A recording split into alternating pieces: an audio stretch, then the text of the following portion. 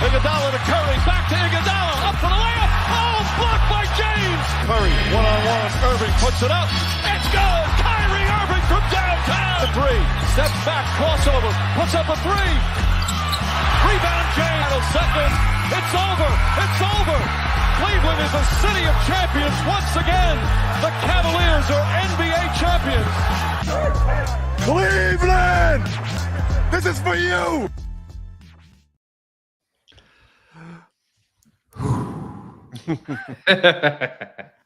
What's up, everybody? Welcome to The Block, The Shot, The Stop, a Cleveland Cavalier podcast brought to you by the Blue Air Podcast Network, where obviously we discuss the now 8-0 Cleveland Cavaliers. And tonight, it's a Monday night. It's a beautiful night. It's the day before the world ends. And I did want to spend my last time as a happy human being with my two dudes, Kevin Lynch, Skylar Webker, and boys, the Cavs win yet another one. We lose our prop bet on a last-second heave. They couldn't let me have that. I mean, they just couldn't let us have it. We would have been 5-3. Would have been in good shape. Yep. But no. Now is it my turn? It's my turn to try to see if I can keep it alive against the New Orleans on Wednesday. But and they don't have anybody right now except for like Zion, and he didn't play yesterday, so who knows if he's going to play in a couple weeks. I mean, if he's going to play Wednesday. But man, what another barn-burning, down-to-the-wire game against Milwaukee where I'm not going to lie to you. I thought in the third quarter, I thought they were going to lose. The fact that they just completely went, like, they couldn't hit a thing. And the offense looked all out of sorts. Thankfully, Milwaukee was also missing a bunch of shots. Mm-hmm. But I really thought this was going to be the first time we to go in here for a regular season game and be like, well, it just wasn't their night. And the fourth quarter, they just locked down on defense, and they were so good. And on the defensive side, and Jared Allen was in plays. And once again, thankfully, we're still here talking about an undefeated Cavs team. And boys, Kevin, I'll start with you. Your biggest takeaway from tonight's yet another thriller against the Bucks, where Bobby Portis did his thing tonight. Yeah. I think my broader picture, this team continues to respond to adversity. They're down Dean Wade and LeVert tonight again. Some more guys had to play at the bench. Okoro had to start. That kind of moves Niang and Merrill's minutes up into the rotation.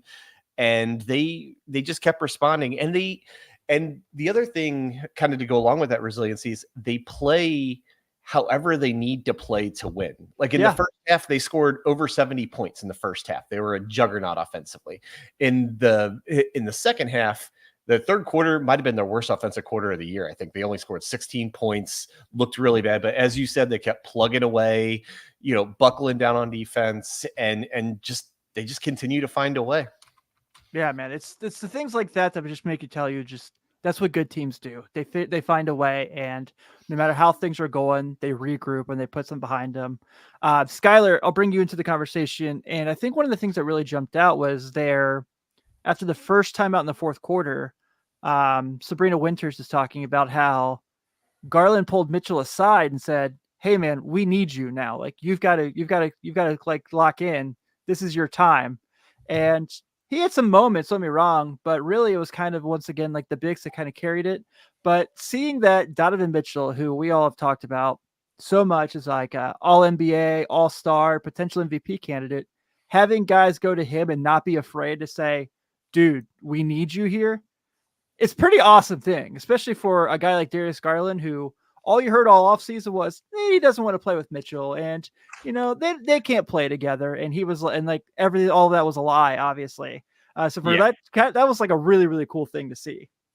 Yeah, I mean I think that goes with what this team is built upon, and continuity. You don't get that when you first get Donovan Mitchell here. But after a year, 2 years, now we're in the third year of playing with Donovan Mitchell. You can see how these guys know how to talk to each other. They know how to communicate to each other. They know how to play with each other. So big risk by not bringing in anybody else from Colby Altman, paying off tremendously right now. This is the second time in franchise history that they're starting the season 8-0. Could he potentially win Executive of the Year without making a move? I mean, it's looking like it. Oh man, I joke about that. Obviously, I've joked a lot about postseason awards this early, but all joking aside, so let's kind of go through a couple things in the game here. Just kind of talk about some stuff before we get ready for New Orleans on Wednesday. Obviously, no Giannis on the Bucks side of things, but we know where the conversation starts tonight, guys. It's pretty easy. It's number 10 again. 39-8 tonight. 7 of 11 from 3 was just awesome, man. It was so good. And we talk each and every episode about how we don't know who in the East is playing better center than Jared Allen. Can you guys name? I mean, Lillard had a better game probably Saturday night, but can you name a couple point guards right now playing better than Darius Garland? Like, he's been better than Maxey so far this year. He's been better than Halliburton. Yeah, in the East for sure. Yeah, I still think Steph Curry is having such a quietly great year. Yes, he is. He's having a great night too. I haven't checked their box score. Yeah. Garland's really, his only issue this year has been staying on the floor. He's just been in foul trouble, kind of a, unreasonable amount for him. But when he's been on the floor, you're right, he's been really good. And I was actually digging into some numbers because looking at halftime versus the end of the game box score. If you had to guess, Mobley, Allen, and Mitchell, how many points they combined for in the second half? How many the three of them combined for? What would you say? 18. Skylar? 22. 8. The three of them only had 8 points combined in the second half. And I say that to just kind of show you how much Garland really did carry them. And it's not like anybody they got good contributions from the bench, but nobody on the bench went crazy either. This was a Darius Garland game where he really did put the team on his back and just, took him to another victory. His, I might be a broken record here because I think I've said this in an episode last week. But I do really think more and more having him come back was probably the best acquisition this team could get. Having him tap into realistically, he's been better than his All-Star season. He really statistically, has. He's been better. Yeah. Yeah. And obviously the team's much better and that helps out for sure. But just kind of what he is able to do, just having the understanding of seeing that, okay, this isn't Mitchell's night. And Allen, did had some great moments, but okay, I need to step up here. We're down George, we're down Karras. I got to make sure I take care of things. So 39 points is awesome. You take that any day of the week. The shooting was great. Still managing to put that at 8 assists in a game. I think that's the piece that was missing from him, is becoming that next level playmaker. And it's been really, really fun to kind of just see him taking that step, because this team obviously has been really good. We've talked about that day in and day out, but what he's been able to do to kind of grasp and say, this is my offense. You saw that a lot tonight with his ability to play make on top of his scoring. No doubt. If you look at the box score, or without looking at the box score, who would you say had a better night? Damian Lillard or Darius Garland? Garland. Yeah, I'd say they're the best two players in the game, but Garland will get the edge. Yeah, Garland with 39 points, a +7 and +-. Dame with only a +3 at 36 points, mainly because Dame turns the ball over way more. Yeah. Other underrated thing about Garland's game. Yeah. Only 2 turnovers. No, for sure. And Garland was definitely the star tonight. I did want to talk about one guy we've talked about, but not a ton on the podcast, is Sam Merrill. And the last couple of games, he has had to step up even a little bit more. I mean, really, he's been good all season. I was just looking up. He's shooting just a tick over 40% from 3, which is kind of his calling card. I was reading some numbers today about how much his defense has actually improved. He apparently, I didn't know this, but he led the league in charges last year. For a guy who was only playing maybe 15 minutes a game, that's saying something. But really, really impressed with him. The consistency he's had game to game and his ability to step up the last couple of games when they've been a little bit shorthanded. Yeah, Merrill's been great. And like you mentioned, the shooting, I'm really impressed by the rebounding ability for sure. I had 5 of them tonight off the bench, and he's a guy who's really taken full advantage when it's become his time. him and Jerome, I think throughout the year have been. I mean, Jerome's been a little up and down the last couple games, but what those two have been able to do as far as being those backup guards to Garland and Mitchell is terrific. It's funny you brought that up. I was looking today at 2-man lineups, and the best mix right now going, I don't know how it is, if it updates right after the game, as far as starter and bench player, 2-man lineup for the Cavs is Mobley and Merrill. Really? Yeah. Interesting. That's pretty cool. I mean, their best 2-man is obviously Mitchell and Mobley. And you expect yeah. But, dude, okay, can we talk about that for a second? Our Evan Mobley appreciation segment of the show. We have one every episode. First half. Okay. First off, puts Bobby Portis in the spin cycle and goes around and has a dunk where he goes around the rim. Sick. Next possession, blocks a shot and goes coast to coast for another dunk. Even more sick. 3 blocks tonight.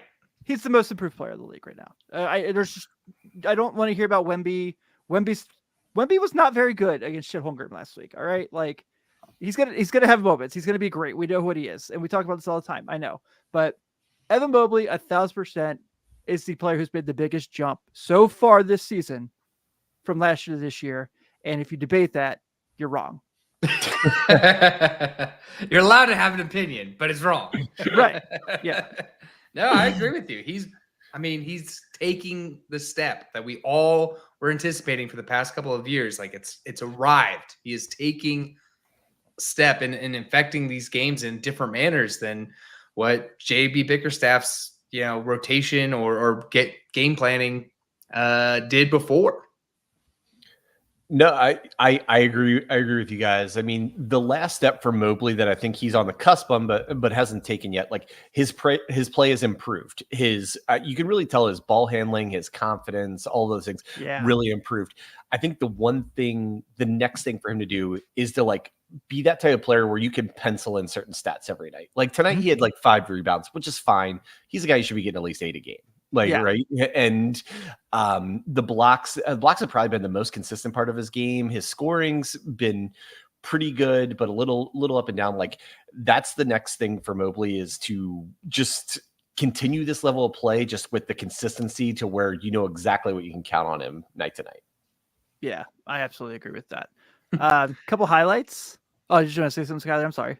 Oh, I know how big of an Isaac Okoro fan Kevin is. Yeah. He getting the minutes that he did tonight, he really made the most of them. Though the box or like the counting stats wouldn't say so. He led both teams with a plus 20 plus minus.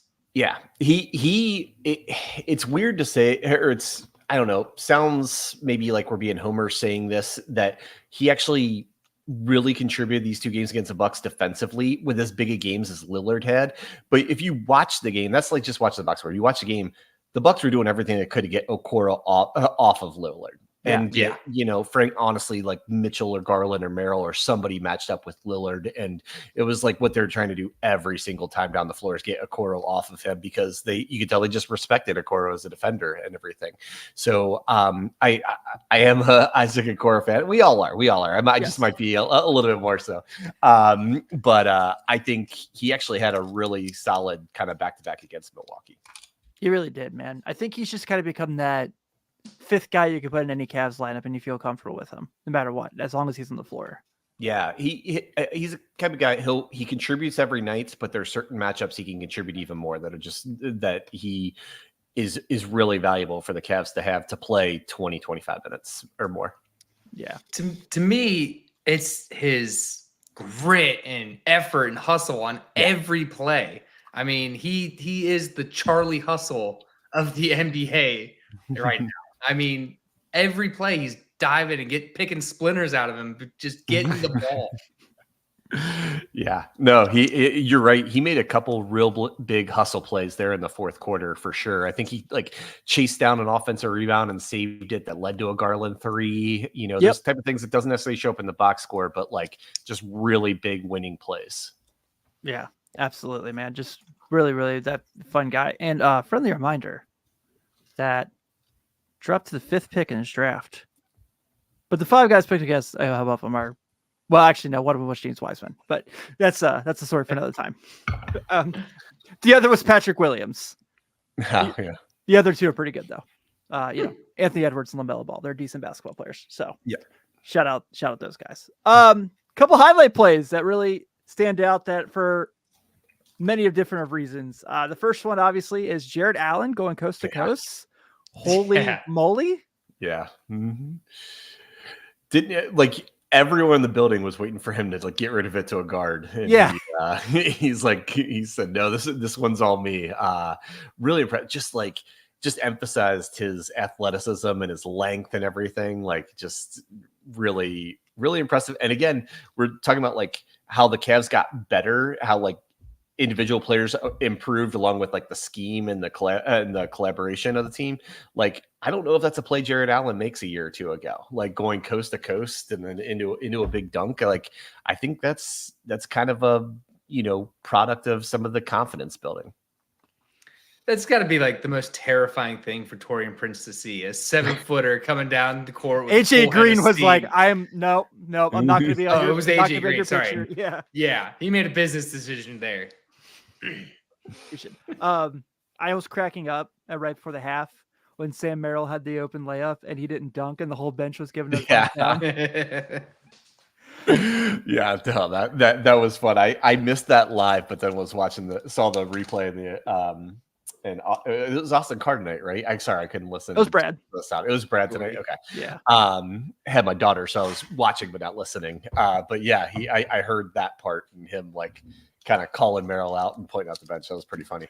Yeah, Jared Allen was interviewed right at the half, and Sabrina Winters is like, I think it's Sabrina Winters. Forgive me that I get her name wrong. I'm it sure. Is. Okay, she's like, you guys really want to stay on a dunk there? And he goes, yeah, we see it in practice all the time. Why not do it in a game?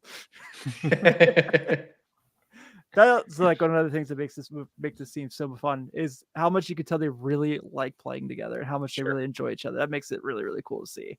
They kind of give me, and I don't know if they're going to have the same result, but Kevin, I know you're a guy who pays to the NBA probably just as much as I do.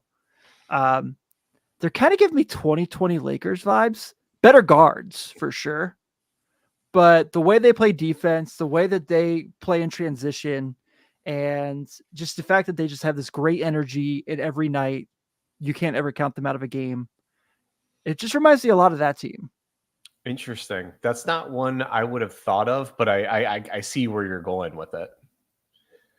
Like it almost, if I had to think, like I was doing the same thing. And I know on a previous podcast, I brought up like them being a mismatch of the late 90s, early 2000s San Antonio Spurs. Maybe a generous comparison because it was a decade pretty awesome teams. But I was, and we do this sober, guys. Yeah. But yeah, no, I was looking around, and it's not a great comparison, but like kind of like maybe the early Thunder teams with Durant and Harden and Westbrook, like not exactly the same skill sets, but the same kind of energy, like guys just hitting their prime or on the cusp of their prime. I'm with you. I like that Lakers 2021, but I was thinking more the Thunder. I think that's 2012 Thunder, if I'm not mistaken. The vibe that I got are the like late 2010s Portland Trailblazers when it was Dame, CJ McCollum, B-Roy. Do what? B-Roy. B-Roy. That was after B-Roy, right? Was it B-Roy done? B-Roy was on the 10 team. Okay. But yeah, it was like shortly after that was when it kind of started going downhill. But yeah, I'm talking like the 16, 17, 18, 19, like that run of the Portland Trailblazers. Yeah, that makes more sense. I'm trying to think of who their center was. It was Nurkic, wasn't it? By the end of it, it was Nurkic. And it was Nurkic. Because Nurkic was definitely their center, like in the bubble and the year or two before that.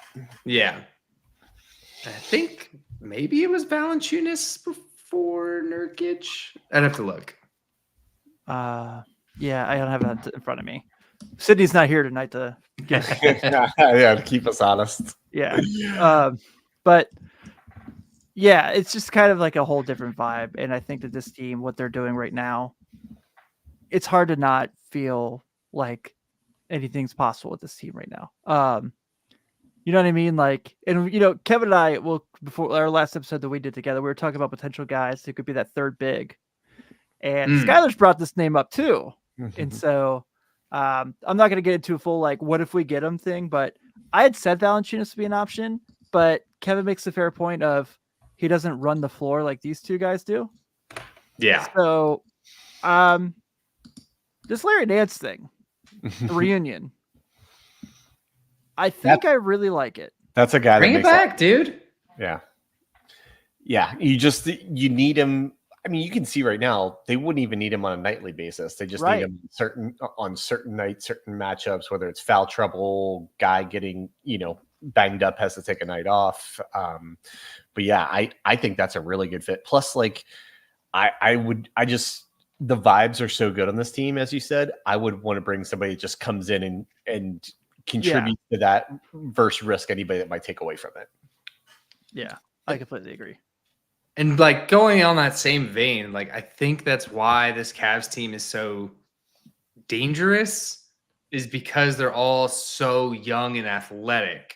There's not a single guy on this team that's Tristan Thompson. Well, yeah, but he comes in at garbage time. He keeps them seats real warm for everybody. It's not like the days of like, all right, we gotta like get Shaq up and down the court, or Big Z, Ben Wallace. or Ben Wallace, or it's these guys are running, up and down both ways, and these young athletic kids, and that's very apparent in these late games against teams like Milwaukee, who are a little long in the tooth. These guys are getting tired, where I think the Cavs are staying fresh. Yeah, and they're a team before tonight. I think their first 7 games was in 11 days. That's a pretty aggressive streak. And like you said, they looked no worse for wear throughout it. Obviously, it ended up 7-0 and looked, like you said, Skylar, totally agree, pretty fresh through the whole thing. They're fun, man, and it's just like I was talking about this today with somebody. They're asking about the show and how things are going, and I was like, man, you almost run out of ways to say they're really good and they're really awesome, but you're happy to do it. Well, I got a little bit of a rant that's going to end with a question for you all. Like, so give me 30 seconds. I wasn't on the show Saturday night. Super exciting Mitchell game winner with you guys, right? I was a little jealous. Had a little K journalism, baby. Yeah, but I was like thinking about that game, and they're playing Giannis. He's having a great game, and I was thinking back to all the games they played this year. And it seems like every game they played against someone that was in the Olympics for like another country other than the United States. But the Cavs don't have that. I know Luke Travers played a couple minutes tonight, but like of their top 12, 13 guys, they're all guys from the United States. Yeah. So like my theory that I want to get going here is, are the Cavs Team USA of the NBA? Or put it better, are the Cleveland Cavaliers America's teams? Your thoughts? Yep. I love we're America's team. Yeah. I love taking it from the Cowboys. Hell yeah.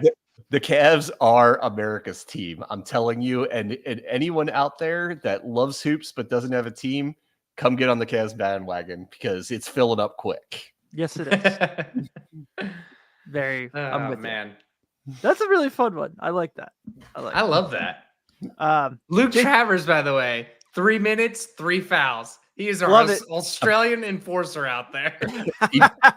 He is nothing if not efficient. Yes. Yeah. So Luke Travers and JT Thor was on South Sudan, obviously. So yeah, but yeah, I don't know. I think he's already back. I think he's already with the charge. I'm pretty sure I saw that he is, and I'm sure Luke will be joining him pretty soon. Yeah, they start Friday, the opening cup before the Winter Showcase. Nice. Nice. So keep an eye on that. We'll maybe Wednesday we'll do a little charge preview. My other question for you guys, a little brainstorming session. Maybe we brainstorm and then bring it back next episode. Ty Jerome needs a nickname. And you guys are even bigger friends of him. I mean, the perfect nickname for him would be Slow-Mo if Kyle Anderson didn't already own it. Yeah. But like, I feel like Ty Jerome is the type of guy and such a unique player, kind of almost like odd player, for being honest, that he needs a nickname. And if nobody else is going to find one for him, I'm putting on us to find a good one for him. All right. Well, that needs to be our social media clip this week. Help us get Ty Jerome a nickname. Let's tag Ty Jerome in it, just so he knows he's got the BSS pod are big fans. Can we even use that? Is that against the rules because of the BS pod? Nah, we got an extra S. We're good. Okay. Yeah. Perfect. All right. So let's go ahead and let's turn the page and get ready for Wednesday as the Cavs have a 1-game road trip down to Nolens to face the New Orleans Pelicans, who are beating the hell out of already. So before we even get into the preview of the game, Trey Murphy, out.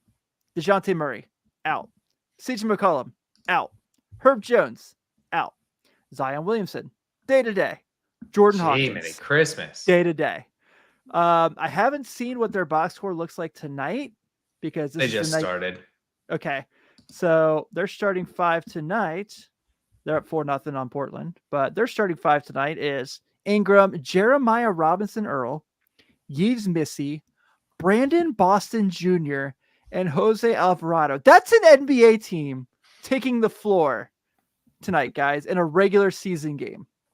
I did not know Jose Alvarado is still in the league. I'll be honest. There was a half dozen Olympic teams that had more NBA players. Yes, there was. Daniel Tice is on this bench. Javonte Green, Jamal Cain. Jamal Cain's in the NBA. Holy crap. I didn't realize that. But yeah, if that's what Wednesday is going to look like, I assume hopefully I would love to have Williams be back by then. He's had a really good year so far, and we obviously know what the story is with him every week. Would like to see New Orleans have him back for that game. Makes you feel a little better if the Cavs would go in there and take care of business. But if not, and they can take advantage to get their 9th straight win, you obviously will take that as well. But this is a New Orleans team who, even when healthy, it's kind of that team we've been all as basketball fans waiting to take that next step. Ton of talented dudes, ton of guys who maybe none of them are like the top guy on a championship team, but guys you could see being part of a successful playoff team making a run. But I feel like this is another game where the Cavs match up very well. I don't think Jared Allen is losing sleep on the way to New Orleans over Yves Missy. So again, anything can happen. It's the NBA. Obviously, I mean, when you said Giannis wasn't playing tonight, you didn't think the Cavs were only going to win by 2. But interesting matchup on a one-day road trip. So pretty dynamic situation. Yeah, and this is the NBA though. Like teams playing without their best player, couple of their best players win all the time. And one, because there's so much talent in the league. 2, because I do think some teams naturally let up a little bit when their opponent is missing a couple of guys. I don't know if that was really the case tonight. I actually thought the Bucks just played really well for parts of the game. So I'm hoping, and I also, we speculated about that when the Cavs played the Magic right after Banchero got hurt, but they took care of business then. So the hope is that they don't do that, but like you can't take any game in the NBA lightly, or, it's not going to go your way. Yeah, pretty much. You gotta win the games on your schedule. Doesn't matter who's on the floor. You got to win the games. But you do feel good about their odds for New Orleans if this is the lineup coming out there. And I feel like they're a team that kind of got the same treatment as the Cavs in the offseason. Everybody speculated they're going to get rid of Brandon Ingram. They're going to get rid of Brandon Ingram was supposed to be a Cavalier, remember? So they had the same treatment as us. So I think they're another team that's kind of betting on the longer we keep these guys together, the better they'll get and hopefully take the next step. Seems like Colby Altman is blazing a path for everybody here. Yeah. So if they do in fact win on Wednesday, That is the longest win streak to start a season in franchise history. Wow. Yeah. Take that, LeBron. What's the NBA record? No, Warriors- it's like 26. They got ways to I was go. gonna say. The No, Warriors because started that that year. 2016 Warriors team. was it wasn't the Warrior? Did the Warriors break it? I remember the Heat when LeBron was with them. Yeah, that's they- the longest regular in a season. The Oh, Warriors had the most to start a season. to start a season. Okay. Yeah, because the Heat was at like 22, played in Chicago. I was at the game, and Chicago snapped the streak. and beat them. Yeah, I remember that. Yeah. Someone recently, not too long ago, had a 20 in a row. Like 2 years ago. I can't remember. Sydney's here. She'll tell us. No, let's not Yeah. not get ahead of our skis. Let's just go get number 9. Yeah, let's go get number 9 in New Orleans. Want to make sure we mention one thing before we get out of here. Did you see the Bucks covered up the so the Cavs always do the thing for the visiting team where it was former players, people from Ohio, XYZ. They'll put a sign up that says like "Welcome back," and it's a screen that they have outside the visiting locker room. Mm-hmm. Milwaukee covered it up because they didn't want their players to feel welcome. I didn't see that. That's It's such a not- weird Doc Rivers like Juicy. tactic. Yeah. I'm suspecting Darvin Ham came up with that one. Oh yeah, I forgot that Urban Ham's on their coaching staff. Yeah, That- but that's pretty that's lame. funny. Yeah, it's just like, I don't know, making too big a deal about something that's really absolutely nothing. yeah, I mean, Torian Prince played for the Cavs for half a year. Let's calm down, guys. So Right. Yeah, that's like weird, like baseball manager-y type of thing right there. Like this will fire my guys up. Totally. That's a great call. That is so much more of like a weird baseball thing than a basketball thing. yeah, it is. But hey, guys, I think we can go ahead and wrap up this edition of the Block the Shot the Stop. Thank you guys for hanging out and with us as always as we are celebrating this team. What an unbelievable start to the year. This has been a blast. What a year to start a Cavs show, guys. Like, could we have picked a better year to do this? Like, as always, make sure you're subscribing to us on YouTube. We are definitely noticing the jump in listens of late, and we are super appreciative that people are spreading the word. Your podcast app of choice, make sure you give us a subscription there and a review. Helps us out so much against Lord Algae Rhythm. And of course, bsspod.com. Look for some solid updates soon. Some things coming your way that we're really excited about. We're not going to spoil anything just yet. But on behalf of Skylar Webker, on behalf of Kevin Lynch, this is Tim Daniel. Have a good night, and we'll see you Wednesday. Go Cavs.